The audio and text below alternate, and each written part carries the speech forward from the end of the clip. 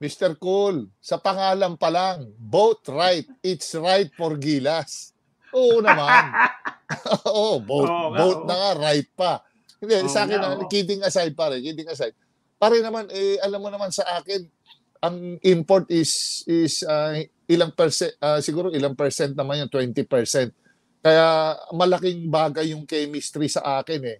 Para kung sasali ka sa Gilas team, siguro you can pwede natin kumuha tayo ng aral doon sa ginawa ni Coach Tim Cone, yung pinasok niya si Brownlee na talagang ang chemistry pinakita niya na iba talaga yung kabisado mo yung import.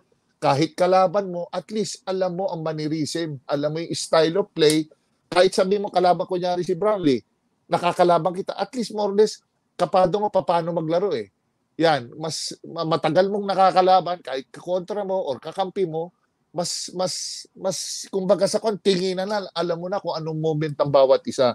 So sa akin, it's more on paano sila a-adjust kay Boatwright since hindi makakalaro si Brown, paano sila makakadjust, at least makakapado nila yung style, yung ugali, yung habits niyan, mas tingin ko mas papasok. At saka si Coach Tim Cone nang pumili, siyempre.